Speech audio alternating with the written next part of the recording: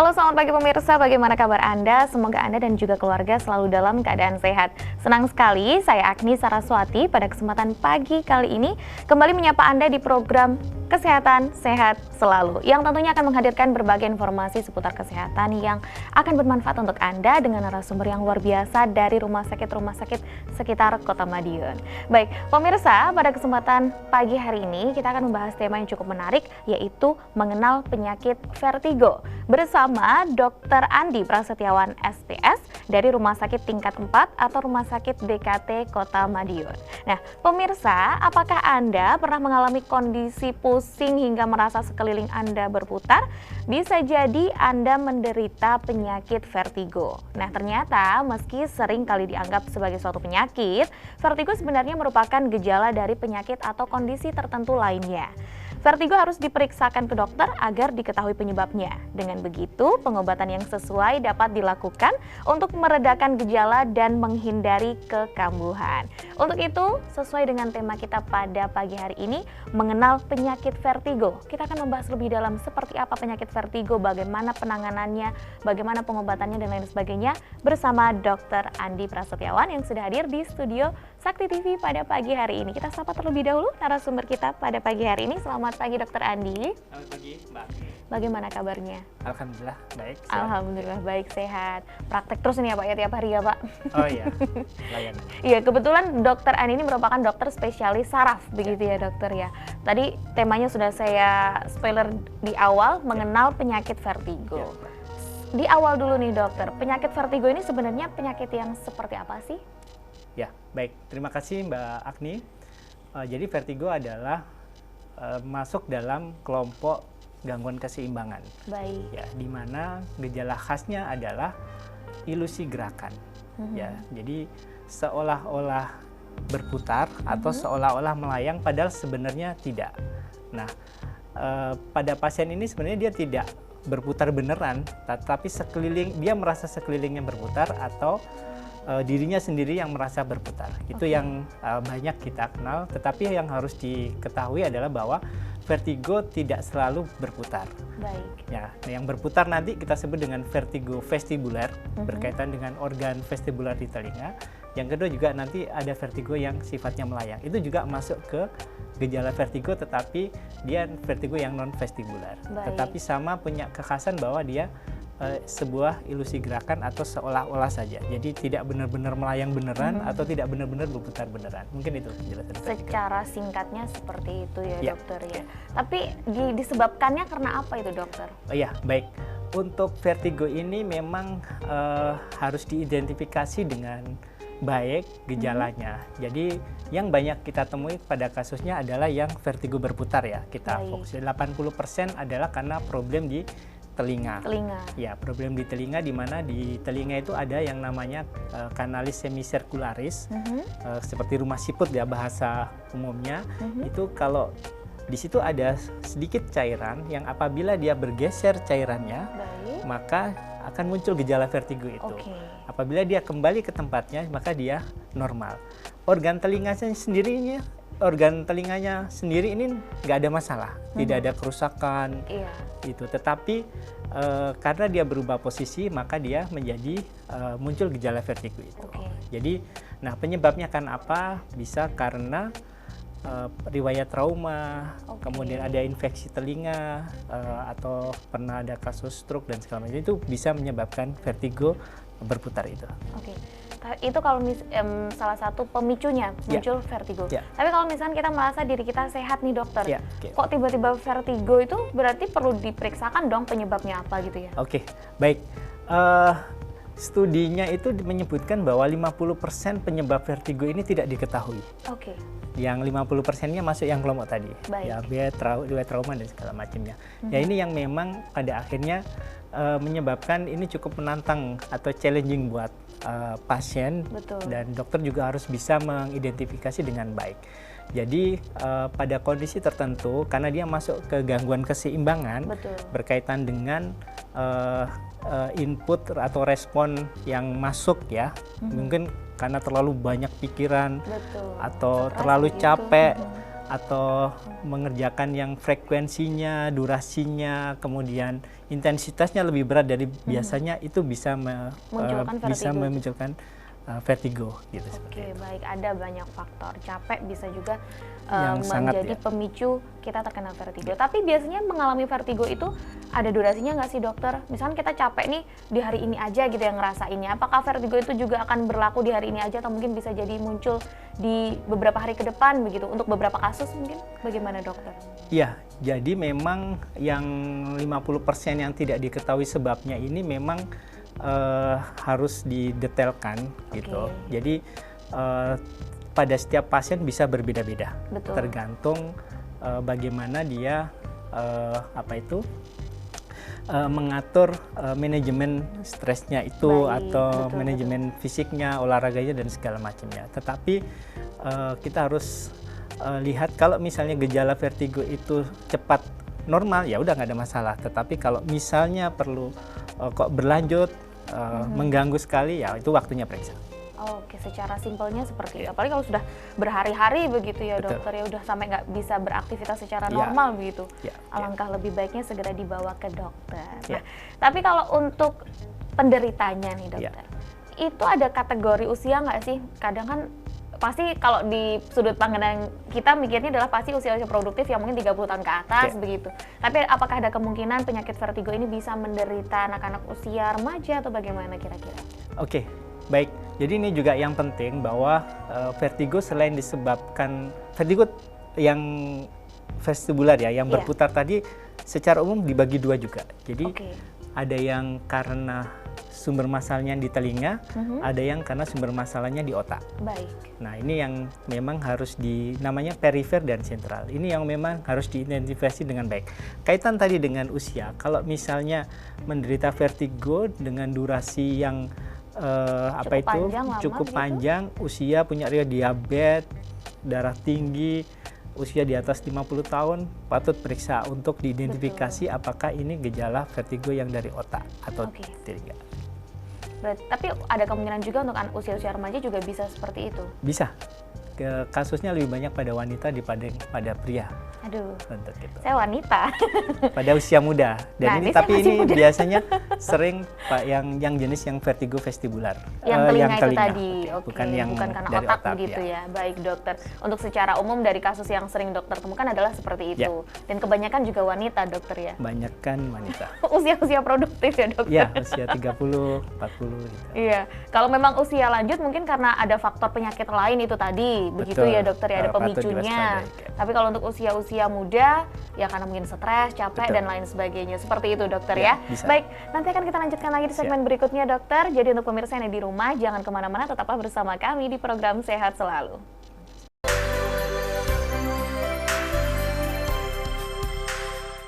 Terima kasih pemirsa Anda masih menyaksikan program Sehat Selalu, masih bersama Dr. Andi dari Rumah Sakit Tingkat 4 atau Rumah Sakit DKT Kota Madiun.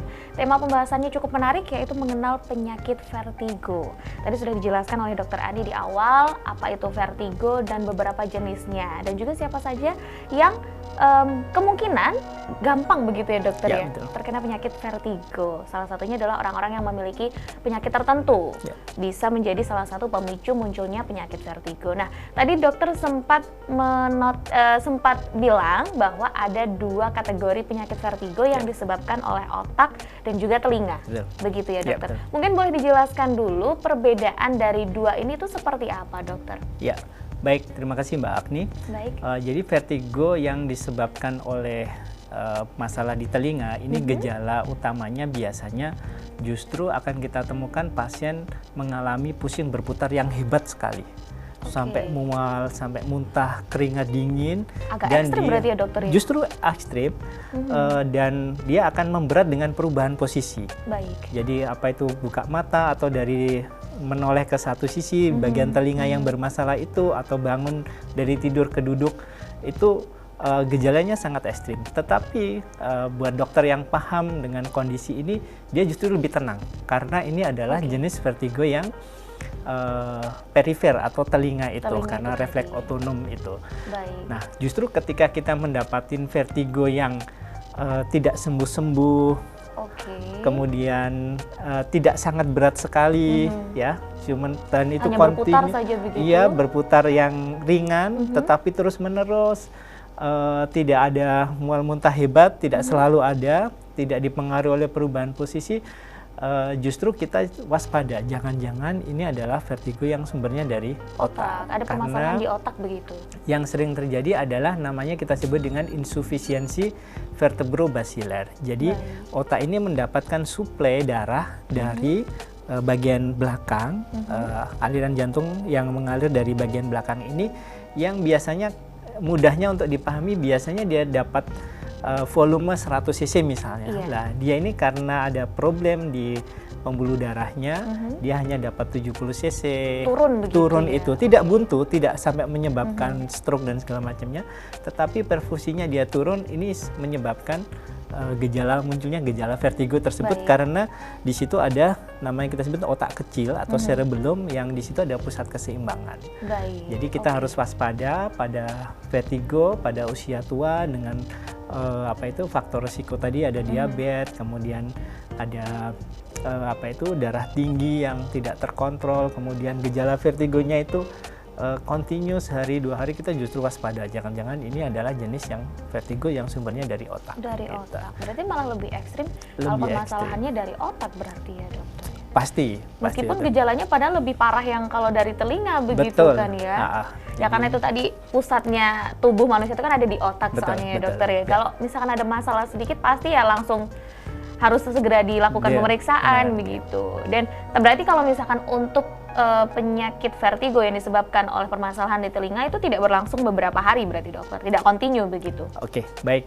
Nah, ini memang sangat individual. Gitu. Jadi kalau misalnya secara beberapa kondisi pasien dia sembuh sendiri. Kadang-kadang datang ke UGD dapat sedikit treatment, suntikan, langsung sembuh dan langsung bisa pulang. Tetapi pada kondisi misalnya gejala vertigo itu berlanjut, sangat mengganggu, ya itu mungkin perlu penanganan lanjutan.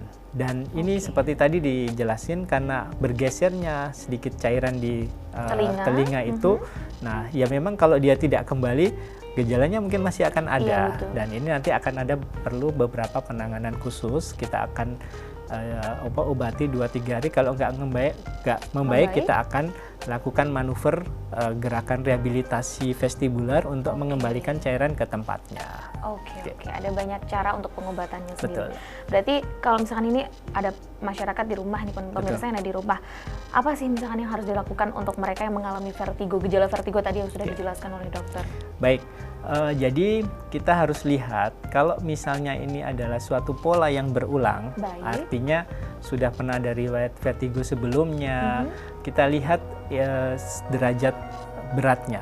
Kalau misalnya bisa diminum obat atau kemudian periksa dan membaik, ya sudah, tidak perlu perawatan rumah sakit.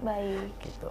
Bisa istirahat dulu di awal. Kalau membaik ya sudah. Tetapi kalau misalnya gejala itu termasuk berat, kemudian ditunggu tidak membaik, ya mungkin waktunya periksa. Nanti akan ada screening dari dokter baik UGD maupun dokter yang periksa untuk ini apakah perlu penanganan lanjutan atau bisa cukup diobatin. Oke, baik.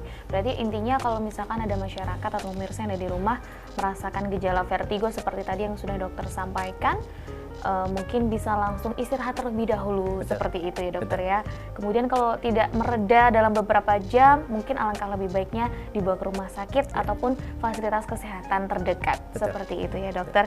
Apakah ini gejala vertigo ini berarti bisa membaik seiring waktu ya, dokter? Ya, bisa. Tapi tetap kembali tergantung lagi, penyebabnya juga. Betul. Oke, tergantung penyebabnya juga. Tapi kalau misalkan nih, aduh, kemarin-kemarin misalnya ada pasien yang merasa beberapa hari yang lalu saya udah ngerasain pusing nih, tapi kok enggan pergi ke dokter. Giliran pas udah agak enakan baru pergi ke dokter. Seperti itu nggak apa-apa, dokter? Nggak apa-apa. Jadi kita akan identifikasi. Nanti ada skema pemeriksaan di rawat jalan, ada pemeriksaan di UGD. Kalau kondisinya sudah agak membaik tapi belum hilang 100%, nanti kita akan bisa melakukan pemeriksaan rawat jalan itu dengan beberapa teknik untuk memastikan apakah dia penyebabnya perifer atau sentral. Itu akan sangat membantu mengidentifikasi, ya ada kalau bahasa medisnya nanti ada pemeriksaan rombek, ada pemeriksaan rombek dipertajam, ada Fukuda test, ada pass point dan segala macamnya. Jadi kita di medis ada beberapa tools pemeriksaan yang untuk memastikan dan memberikan, harapannya bisa memberikan penanganan yang terbaik buat pasien vertigo. Betul, terbaik dan juga tepat pastinya ya dokter ya. Baik. Baik, nah itu tadi beberapa permasalahan penyakit atau mungkin yang bisa menjadi pemicu munculnya penyakit vertigo. Berarti artinya apakah mungkin ada faktor nih dokter yang bisa meningkatkan resiko seseorang mengalami vertigo itu sendiri? Ya, baik. Jadi seperti yang dijelaskan tadi, pada vertigo perifer, resiko akan meningkat pada pasien yang ada riwayat trauma kepala. Iya, betul. Kemudian pasien yang pernah ada infeksi telinga yang agak cukup ekstrim, ini agak ya, parah begitu ya, biasanya dokter? sampai di namanya di infeksi di kanalis semisirkularisnya itu labirintitis atau vestibuloiritis ya gitu. Kemudian pada pasien diabetes juga secara studi meningkatkan resiko vertigo.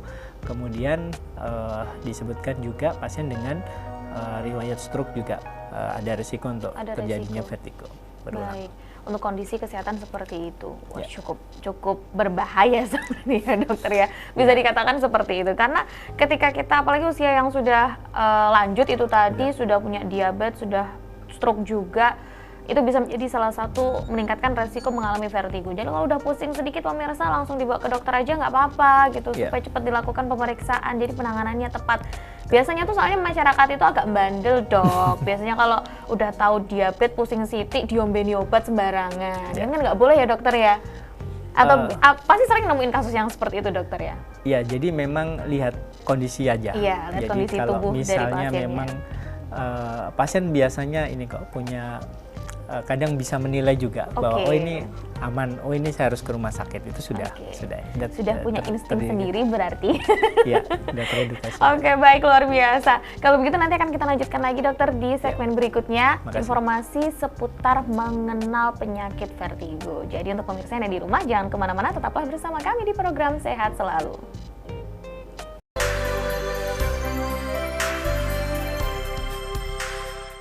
Baik pemirsa, terima kasih Anda masih menyaksikan program Sehat Selalu, masih bersama saya dan juga Dr. Andi.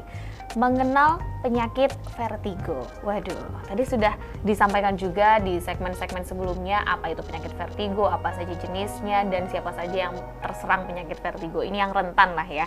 Dan penyakit vertigo ini juga resiko, ada beberapa penyakit yang akhirnya bisa meningkatkan resiko kita terkena penyakit vertigo. Itu tadi juga sudah disampaikan oleh Dr. Andi di awal. Nah, untuk kali ini saya mungkin lebih pengen bertanya kepada dokter, apakah sebenarnya penyakit vertigo ini berbahaya sih dokter? Ya, baik. Makasih Mbak Agni. Jadi tadi udah dijelaskan tentang vertigo yang perifer telinga dan vertigo yang otak. Untuk vertigo yang perifer telinga ini namanya benign positional vertigo. Benign ini menunjukkan bahwa dia tidak berbahaya. Baik. Jadi vertigo untuk telinga sebenarnya tidak berbahaya, hanya saja resiko dia berulangnya cukup besar. Jadi ibaratnya harus siap bahwa ke depan akan muncul lagi. Sesekali waktu muncul tiba-tiba seperti itu. Terutama yang kondisi tadi ya, intensitas, frekuensi, durasi yang sedang. Nah, kita untuk yang berbahaya kita harus lebih pada pasien yang vertigo sentral otak. Jadi memang ini harus dipastikan kalau ada gejala itu, karena penyebabnya bisa karena proses vaskuler, penyempitan pembuluh darah otak itu, atau benar-benar ada permasalahan di otaknya? Sumbatan. Ada sumbatan. Ada stroke yang aliran darah ke otak bagian keseimbangan otak kecil tidak tersuplai baik. Baik. Tetapi di dalam otak itu juga ada problem, misalnya mohon maaf ada tumor, ada mungkin peradangan infeksi juga di situ. Ya, sehingga kondisi-kondisi ini yang harus diwaspadai, karena ini adalah kondisi yang mengarah ke berbahaya. Misalnya ada tumor, ya segera harus diambil, karena ruang untuk otak kecil itu tidak sebesar yang otak besar. Jadi resiko berbahayanya lebih besar. Tinggi, dan memang ditemukan beberapa kasus ada benjolan di otak kecil dengan gejala vertigo. Jadi itu yang perlu diwaspadai. Tapi mungkin beberapa kasus begitu dokter ya, ada saya sering melihat begitu ya, pusing sedikit itu pasti langsung katakan itu vertigo begitu, langsung dibawa ke UGD. Kadang memang nggak kenapa-kenapa, tapi ternyata memang betul vertigo begitu, dan kebanyakan dari mereka tuh seperti takut gitu loh, nanti kalau misalkan vertigo tenan nanti ronsen kepalanya lah kayak gitu. Emang ada seperti itu treatment penanganannya yang seperti itu dokter? Ya, jadi memang bagaimana kita menentukan di awal berdasarkan gejala-gejala yang dirasakan oleh pasien itu yang menentukan langkah-langkah selanjutnya. Jadi kalau misalnya ketemunya memang mengarah ke vertigo vestibular, memang kita akan lihat kondisi pasiennya itu memungkinkan untuk rawat jalan atau memang harus rawat inap. Selanjutnya kita akan rawat sebagai pasien dengan rawat vertigo telinga. Tetapi kalau misalnya ternyata mengarah ke vertigo sentral, tentu saja ini lebih panjang. Jadi mungkin kita perlu diagnostik yang lebih advance dengan CT scan mungkin atau CT angiografi atau nanti sampai MRI untuk memastikan sumbernya, ini masalahnya apa, dan selanjutnya dilakukan penanganan yang sesuai. Yang sesuai seperti itu. Tapi kalau untuk di rumah sakit tingkat 4 atau rumah sakit DKT sendiri dokter, paling banyak pasien vertigo itu disebabkan karena memang ada faktor penyakit lain atau karena stres, capek, dan lain sebagainya? Yang didominasi yang mana? Jadi kita dapatkan pasien di DKT, alhamdulillah sebagian besar memang vertigo yang vestibular karena telinga, ya dengan berbagai variasi penyebabnya. Sebagian juga ada yang vertigo karena insufisiensi vertebrobasilar tadi dan vertigo karena stroke. Itu yang istilahnya yang kedua yang ditemukan. Paling banyak ditemukan seperti itu. Jadi penanganannya juga sebenarnya nggak terlalu susah-susah kalau dari telinga ya dokter ya, tidak harus rawat inap begitu? Beberapa harus rawat inap, karena kondisi tubuhnya. Dengan perawatan beberapa hari, dengan obat, sampai ada yang rehabilitasi gerakan juga. Ya. Nah, tadi dokter menyampaikan bahwa vertigo yang disebabkan oleh permasalahan otak itu kan bukan menyumbat ya, tapi aliran darah dari jantung menuju ke otak kecil itu sedikit berkurang. Nah, apakah itu bisa menyebabkan kematian begitu dokter? Oh ya, jadi gejalanya nanti memang vertigo dulu. Nah, selanjutnya kita harus mengidentifikasi lebih lanjut. Kalau misalnya pada pasien yang insufisiensi vertebrobasilar biasanya gejalanya sih vertigo. Tetapi kalau misalnya sampai tersumbat dan menyebabkan peradangan yang hebat, edema hebat di itu yang sampai nanti menekan struktur otak, karena di situ dekat dengan batang otak, ya tentu saja bisa berbahaya. Yang lebih berbahaya lagi misalnya, mohon maaf, stroke perdarahan. Jadi di bagian otak kecil, karena di tempat ada pembuluh darah ada potensi untuk terjadi perdarahan juga, karena darah tinggi atau karena faktor risiko yang lain. Nah, yang ketika darah itu menekan struktur batang otak yang kebetulan di depan dari otak kecil itu, ya otomatis karena di situ pusat kehidupan langsung berbahaya. Termasuk juga nanti tumor atau yang lain, kalau dia sampai menekan struktur batang otak itu berbahaya di situ. Aduh, karena mungkin urusannya dengan syaraf otak dan lain sebagainya, jadi agak pembahasannya itu agak mengerikan kalau buat saya dokter. Tapi tidak sampai menyebabkan kematian, tapi bisa jadi dengan dipicu kondisi yang lain menyebabkan kematian, seperti itu dokter? Iya betul. Jadi kalau misalnya sudah ada, dan itu ada tanda-tandanya juga. Jadi ada gejala-gejala, misalnya diikuti dengan penurunan kesadaran, diikuti dengan mungkin kelemahan yang cukup berat. Kita harus waspada dan ya diagnostik, pemeriksaan yang lebih detail. Kita juga nanti bisa lihat ada potensi di situ yang berbahaya, dan kalau dilakukan tindakan segera hasilnya akan cukup bagus. Karena misalnya mohon maaf ada perdarahan di otak kecil atau ada tumor, itu pendekatan operasinya juga lebih sulit? Lebih mudah. Asal pasien masih dalam kondisi bagus dan lebih mudah untuk dijangkau karena lewatnya belakang, tidak selalu harus buka tulang seperti yang otak besar itu. Jadi lebih tapi ya sebaiknya enggak. Tapi sebaiknya tidak sampai seperti itu. Berarti secara tidak langsung karena tadi ada beberapa kondisi yang otak kecil jangan sampai mengenai batang otak ya dokter ya. Otak. Itu berarti vertigo itu bisa menjadi salah satu pemicu munculnya penyakit komplikasi mungkin dokter? Seperti itu? Ya. Jadi kalau misalnya vertigo itu muncul dan kita sudah lakukan pengobatan begitu? Identifikasi, harapannya dilakukan segera treatment yang sesuai. Karena kalau misalnya komplikasi itu terjadi misalnya karena keterlambatan dalam penanganan, ya gitu. Jadi tidak segera langsung periksa, sudah terlanjur memasuki masa yang fase yang ya ketika terlambat, ya tentu saja nanti efeknya bermacam-macam. Mungkin nanti ada kelemahan diikuti dengan kelemahan pada stroke atau misalnya tumor yang lebih permanen karena keterlambatan dalam penanganan itu. Itu komplikasinya bisa di situ terutama karena keterlambatan dalam penanganan. Oke, karena mungkin bagi masyarakat, alah mumet sebentar kok kayak gitu loh dokter biasanya.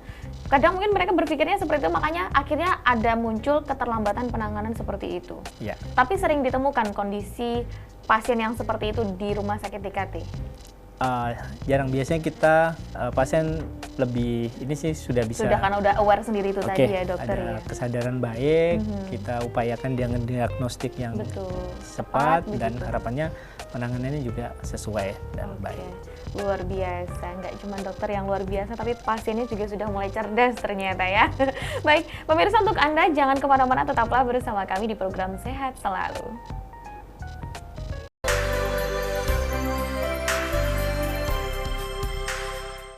Terima kasih pemirsa, Anda masih menyaksikan program Sehat Selalu, masih membahas seputar topik mengenal penyakit vertigo.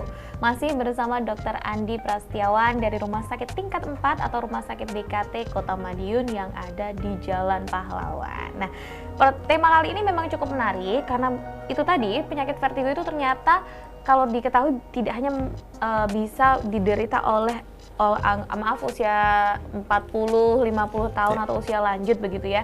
Tapi usia-usia produktif juga bisa kena vertigo karena berbagai faktor. Salah satunya bisa karena capek, stres, dan lain sebagainya. Tidak bisa mengelola stres dengan baik, juga bisa memunculkan yang namanya vertigo. Seperti itu. Betul begitu dokter ya? Betul. Nah oke, kalau begitu untuk selanjutnya nih dokter. Tadi sudah dijelaskan bagaimana penyakit vertigo itu sendiri. Untuk pengobatannya, tadi juga sudah dijelaskan oleh dokter ada 2 penyakit vertigo yang disebabkan oleh yang satu oleh otak, yang satu oleh telinga. Nah, pasti jenis pengobatannya kan beda nih dokter, betul. Karena sumber masalahnya juga berbeda.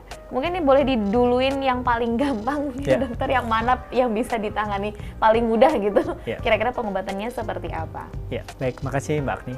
Jadi untuk pengobatan pasien dengan vertigo yang disebabkan karena vestibular telinga, yang pertama adalah karena ini nanti disebabkan oleh salah satunya oleh diabetes misalnya, maka pada pasien-pasien yang menderita diabetes diharapkan untuk diabetesnya bisa terkontrol dengan berobat yang intensif ya gitu. Kemudian karena untuk pengobatannya nanti tahap awal memang akan dilihat intensitas atau derajat sakitnya.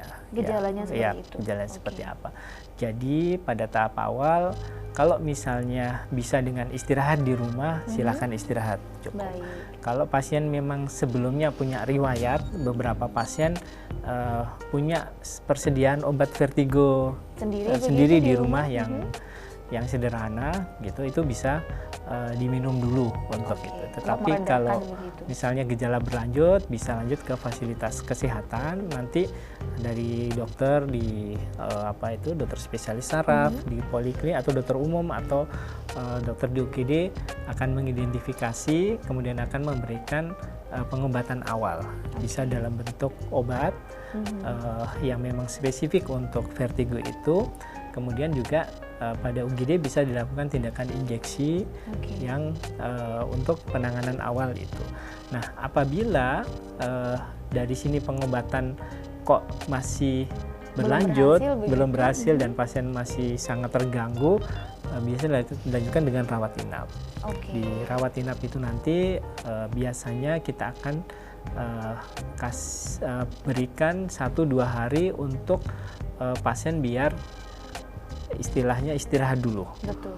Ya, 1-2 hari kita berikan obat-obat yang diharapkan obat itu bisa membantu untuk pasien bisa kembali Mengembalikan cairan ya, itu tadi. harapannya itu dan pasien membaik. Tetapi kalau misalnya setelah 2 maksimal 3 hari kok pasien itu belum kembali, maka sudah waktunya pasien kita bantu dengan namanya reposisi vestibuler atau rehabilitasi vestibuler. Ada beberapa teknik gerakan.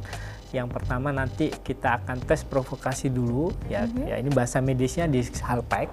Jadi pasien akan kita dudukkan dan kita turunkan secara cepat, kemudian kita provokasi dengan Dibalik ke kanan ke kiri seperti itu. nggak ada, tidak boleh balik kanan, Oh, nggak tinggal bagian mana yang bermasalah Oh, telinga. gitu. Baik. Nah, kemudian kalau muncul kita sebut dengan nystagmus atau gerakan mata cepat, nanti itu berarti ini dia positif. Selanjutnya pada saat itu juga kita lakukan manuver mengembalikan cairan pasien. Nah, itu gerakan ini kita sebut dengan iPlay manuver dan itu bisa kita lanjutkan nanti dengan gerakan yang lain kita sebut dengan sermon manuver. Jadi pasien dengan posisi duduk nanti kita turunkan ya dengan beberapa posisi tertentu kita balikkan ini. Tapi dua gerakan ini dua manuver ini apply dan sermon harus dengan pendampingan dokter. Tidak boleh sembarangan. Tidak boleh dilakukan mandiri oleh pasien karena bisa ada mencetuskan vertigo yang hebat dan itu takut nanti malah memicu pasiennya yang lainnya, begitu. tidak paham dengan tujuan dan ininya malah menjadi lebih berat. Nah, ada satu gerakan yang bisa dilakukan mandiri oleh pasien nanti Brendarov dan itu biasanya kita edukasi untuk di rumah kalau gejalanya belum hilang 100%. Jadi serangkaian ini secara teori harapannya nanti bisa akan memberikan bantuan kepada pasien dalam penanganan vertigo tersebut. Penanganan darurat di rumah begitu ya dokter? Itu yang di rumah sakit rumah dan sakit, juga kita bekali juga penanganan darurat di tadi. rumah. Jadi dengan identifikasi yang tepat, pengobatan yang sesuai, harapannya pasien bisa baik. Gitu. Itu kalau untuk penanganan vertigo yang disebabkan oleh permasalahan di telinga. Ya, tadi kan sudah dirawat inap 2 hari misalnya, tapi kok tidak ada perubahan, kemudian ada rehabilitasi itu tadi. Secara mudahnya saya bilangnya rehabilitasi begitu ya dokter ya. Tapi kalau misalnya setelah direhabilitasi tapi tidak ada perubahan, bagaimana dokter? Ya, baik. Jadi memang ada titik di mana kita harus berpikir juga jangan-jangan ini tidak murni telinga. Oke, bisa jadi yang lain begitu. Bisa jadi yang lain. Nah, di saat itulah segala pengobatan di awal kita sudah lakukan dan pasien belum menunjukkan perubahan, kita bisa melangkah untuk identifikasi dengan diagnostik yang lebih jauh lebih ya dengan CT scan atau CT angiografi atau MRI. Jangan-jangan memang ada penyebab sentralnya, gitu. Itu jadi itu. Oke, jadi itu tadi ya nggak apa-apa kalau selama penanganannya tepat dan cepat ditangani juga pasti tidak akan menimbulkan penyakit berbahaya lainnya. Kurang lebih seperti itu. Kalau untuk penanganan atau pengobatan yang terjadi di vertigo bagian telinga, permasalahannya dari telinga. Tapi kalau dari otak dokter, bagaimana? Apakah sama atau lebih susah lagi atau bagaimana kira-kira? Ya, baik. Jadi kalau kita memang sudah identifikasi ini sebagai penyebab sentral dan ini kebanyakan kasusnya stroke, apalagi kita bisa buktikan dengan diagnostik CT scan misalnya, ya ini penanganannya mirip dengan penanganan stroke. Jadi kita akan lakukan penanganan sesuai dengan penyebabnya. Stroke ya kita lakukan tata laksana dengan stroke, diberikan stabilisasi otak 5-7 hari pada stroke sumbatan, kemudian kita berikan antiplatelet untuk prevensi sekunder, kemudian kita edukasi pasien untuk menjaga faktor risiko ya yang bisa dikendalikan ya seperti mungkin ada riwayat hipertensi harus terkontrol, lemaknya harus dalam batas normal, gulanya harus dalam batas normal dan faktor-faktor risiko yang lain yang yang ini kita harapkan bisa memberikan dampak baik kepada pasien. Baik. Pada kondisi tertentu, apabila pasien ini membutuhkan penanganan yang lebih Serius jauh, begitu? bisa juga dilakukan tindakan operasi sesuai dengan sesuai dengan Kondisi pada saat gejala itu, gejalanya. yang ditemukan misalnya dari diagnostiknya. Termasuk juga yang tadi vertigo vestibuler itu, beberapa kondisi kalau memang ternyata kondisi cairan atau di struktur telinganya itu tidak membaik dengan berbagai manuver, ya dilakukan tindakan operasi juga untuk reposisi itu secara manual ya dengan operasi. Oke. Berarti dari dua penyebab vertigo, baik itu permasalahan otak maupun telinga, paling parahnya adalah bisa dilakukan pengobatan dengan operasi. Iya. Jika tidak sembuh dengan pengobatan yang simpel atau sederhana, seperti itu ya dokter ya. Jadi memang untuk penanganan vertigo ini benar-benar harus harapannya tepat di diagnostik awalnya. Betul. Dan sehingga karena ini akan mengarahkan kepada pengobatan yang sesuai. Iya, betul. Dalam kondisi di mana sudah diupayakan pengobatan tetapi tidak ada perubahan, misalnya tidak ada perubahan, ya kita harus berpikir bahwa bisa jadi ada penyebab pemicu lainnya. Sehingga di sini memang cukup menantang untuk semua dokter pada pasien, termasuk untuk dokter saraf, bahwa penanganan vertigo ini memang harus dilakukan secara hati-hati, tepat, ya identifikasi yang baik, penanganan yang tepat. Semoga dengan itu semua bisa memberikan hasil yang terbaik kepada pasiennya. Oke, baik. Terima kasih banyak dokter. Nanti akan kita lanjutkan di segmen terakhir dokter, segmen 5. Jadi untuk pemirsa yang ada di rumah, jangan kemana-mana. Tetaplah bersama kami di program Sehat Selalu.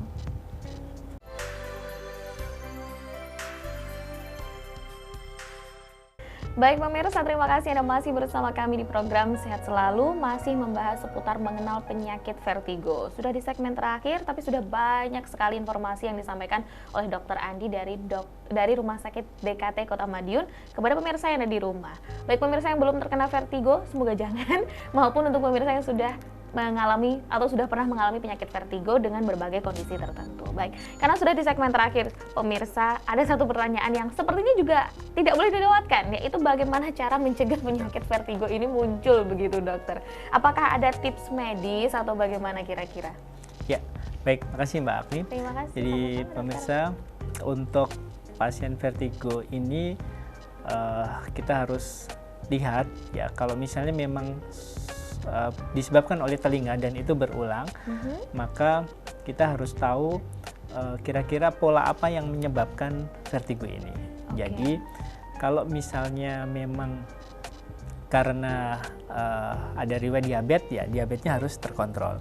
Kalau misalnya karena sering muncul karena stres yang tinggi, karena intensitas, durasi, kemudian frekuensinya cukup tinggi pada kondisi-kondisi tertentu seperti itu, maka sebaiknya kita harus punya manajemen yang baik, bagaimana manajemen stres yang baik supaya ini tidak terulang, tidak terulang. Kemudian hindari misalnya ya jangan sampailah ada trauma dan segala macamnya, itu karena bisa berdampak pada vertigo, khususnya yang telinga itu. Kemudian untuk yang vertigo sentral, karena ini berkaitan utamanya dengan kondisi pembuluh darah, dengan faktor-faktor resiko. Untuk yang usia tentu saja kita tidak bisa mencegah bertambahnya usia, tetapi ada faktor-faktor lain yang bisa kita cegah, seperti pada kondisi misalnya kita mempunyai faktor risiko hipertensi, tentu saja kita harus rutin untuk berobat sehingga kadar angka tensi kita dalam range yang normal, pada diusahakan di bawah 130. Kalau pada pasien diabetes juga harapannya kalau memang kontrol rutin yang harus rutin dan minum obat rutin, tetap sehingga kadar gula darahnya bisa dalam kondisi normal. Dengan menjaga faktor-faktor risiko ini dalam kondisi normal akan sangat membantu ke depannya untuk meminimalkan risiko penyakit vaskuler yang salah satunya nanti gejalanya bisa ke vertigo tersebut. Gitu. Jadi, nah itu juga akan sangat baik kalau ditunjang dengan lifestyle yang baik ya, olahraga, kemudian menjaga makanan, tidur yang cukup, gitu ya. Ininya pola hidup dan juga pola makan itu juga cukup berpengaruh. Ya, Toh baik diabetes maupun hipertensi kan segala sesuatunya juga ada beberapa pemicunya karena makanan, seperti itu kan ya dokter ya. Jadi intinya jaga kesehatan dengan pola hidup dan pola makan yang baik, yang tepat. Nah, tadi juga sempat dokter singgung soal gerakan yang mungkin bisa dilakukan oleh pemirsa di rumah jika mengalami vertigo, gerakan mandiri. Ini mungkin boleh diberikan contohnya bagaimana gerakan itu dokter, supaya nanti pemirsa yang ada di rumah jika mengalami vertigo seperti tadi ciri-ciri yang sudah dokter sampaikan bisa melakukan pengobatan darurat lah istilahnya, seperti itu. Seperti apa dokter? Ya, baik. Jadi ini memang agak spesifik. Jadi yang pertama sebelum memulai gerakan ini, yang pertama kita sudah harus dapat informasi atau mengetahui bahwa ini adalah vertigo yang disebabkan oleh telinga, ya di situ. Terus yang kedua biasanya ini sudah dicontohkan oleh dokter sebelum pulang, ya, karena ini adalah istilahnya rehabilitasi tambahan pada pasien dengan vertigo telinga tersebut, gitu. Nah, ini sebenarnya ada contoh, bisa nanti di searching di YouTube, sudah banyak di share, gitu. Jadi gerakan ini kita sebut dengan gerakan Brendarov exercise. Ya, Brendarov exercise. Jadi yang pertama pasiennya tentu saja dalam kondisi yang vertigo tetapi bukan vertigo yang sangat berat. Kalau misalnya untuk buka mata itu sudah berat atau rasa berputar-putar, ya gerakan ini tidak dianjurkan. Tidak dianjurkan. Jadi hanya ini adalah gerakan di mana pasien memang sudah bisa tegak, duduk tegak baik. Nah, nanti gimana gerakannya seperti ini. Jadi misalnya sumbernya di telinga kanan ya, itu biasanya pasien bisa merasakan. Maka yang pertama yang dilakukan adalah duduk di tempat tepi tempat tidur, dalam posisi duduk. Kemudian pasien menoleh ke 45 derajat ke kanan, ditunggu 30 detik, kemudian dijatuhkan dengan posisi ke kiri, ya. Dengan posisi kepala masih 45 derajat ke atas.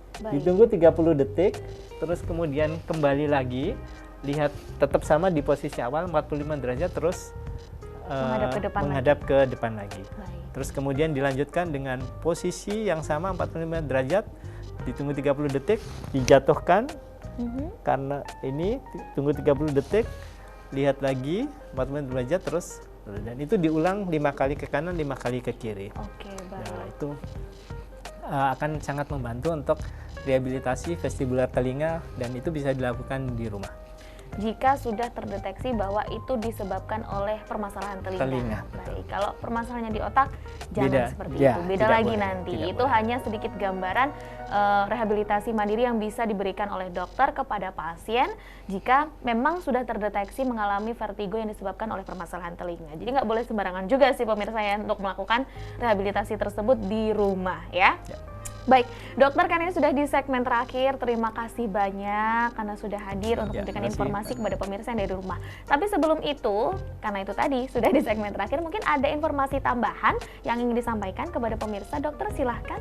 Ya, jadi kepada para pemirsa kita harapkan kita dalam kondisi sehat selalu. Amin. Menjaga kesehatan ya dengan makan makanan yang bergizi, kemudian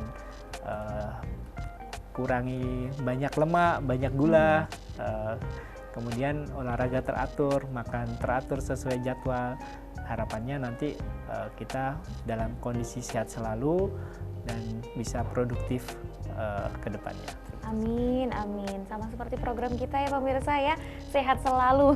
Jadi dengan informasi-informasi kesehatan yang kita hadirkan untuk Anda, semoga bisa mendukung Anda selalu sehat, sehat selalu. Ya. Pokoknya seperti itu.